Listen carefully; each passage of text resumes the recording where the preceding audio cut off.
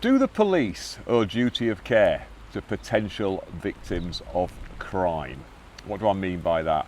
Well, let's say, for instance, one of your neighbours reports that your violent ex-boyfriend is hiding in the bushes outside your house, and the police don't notify you of that, and something terrible happens.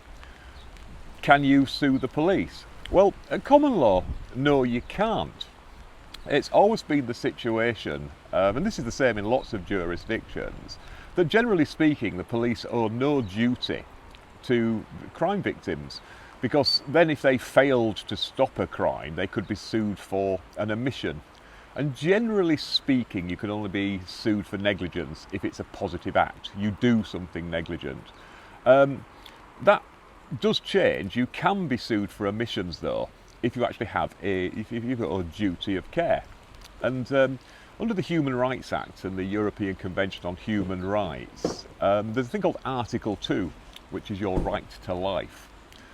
And that prohibits the state from not protecting your right to life.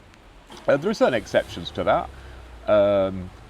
For instance, under the European Convention on Human Rights, the death penalty is allowed. The police can, or the authorities can bump you off if you're trying to escape arrest or evade something like that, evade capture or something like that. But generally speaking, the state has a duty not to kill you. But is that expanded in terms of protecting you? Well, yes it is, but let me go back to the very beginning in the common law position. The key case on this was one called Hill and the Chief Constable of South Yorkshire. This was going back to the Peter Sutcliffe days, the Yorkshire Ripper. And as you may know, the investigation there was, well, it's arguably less than competent. They went chasing after the wrong person because some tapes had been sent forward where somebody with a particular accent, "I'm Jack and I see you are still having no luck catching me." They assumed those were real because they contained information that arguably only the real culprit would know, although it transpired later that there was nothing in there that hadn't been reported in the papers. But that meant they eliminated anybody who didn't have that accent from their investigations. And Peter Sutcliffe was actually interviewed 7 times. And a lot of police officers went, it's clearly him. I mean, his nickname at work was the Yorkshire Ripper, so it was, not a massive surprise when he was actually caught. But while they were going down the sort of wrong leads, some poor young lass was murdered. And her mother tried to sue the police and said, well, look, this wouldn't have happened but for your negligence, because you could have arrested him well before this. However, the court said, no, sorry, there's just no duty of care there. However, that has changed with the Human Rights Act and the incorporation of the European Convention on Human Rights. That does create a duty of care for the police in very, very narrow, limited circumstances though. And generally speaking, that is only when the police have actually assumed a duty of care. Say, for instance, they have given you advice and you have followed that advice and that advice was negligent, and as a result something happens to you.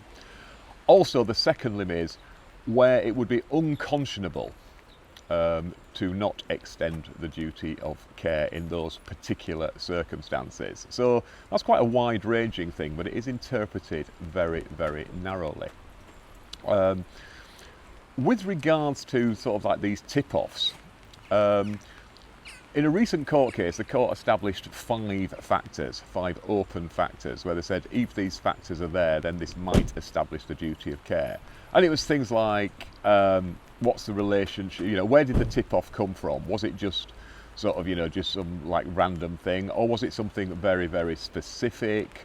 What was the nature of the threat? Was it just, oh, somebody looks a bit suspect? Or was it, no, somebody has explicitly said or made it clear that they are intending to hurt somebody? So, somebody's literally outside sort of waving a knife around or something like that.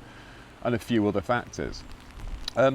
This also crops up in relation to inquests as well, this Article 2 right to life, because now it gives you an opportunity to challenge at inquests and say the state was responsible.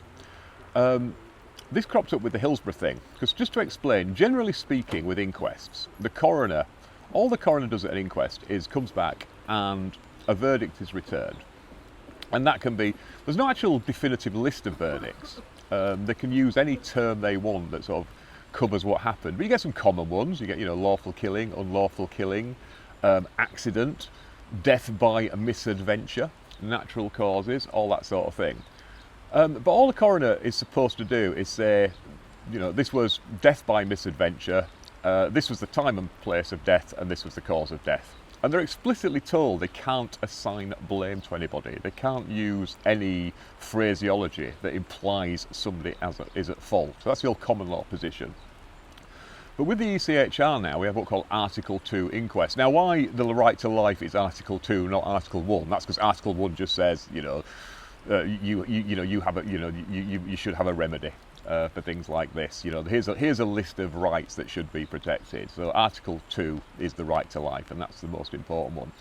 And under an Article 2 inquest, the coroner can give a narrative verdict, and they can explain exactly what happened. They can say, again, they try not to use sort of, and these are at fault, but they give a narrative that makes it very clear, who was at fault. And they can also make recommendations. They can sort of go, here's a list of things that we think some people should adopt to avoid anything like this happening in future. So with Hillsborough, there were actually 2 inquests. There was the first inquest, which was under the common law, and basically all that came back and said, these people, it was death by misadventure. Death by misadventure always implies it's sort of something you did, it's sort of your own fault.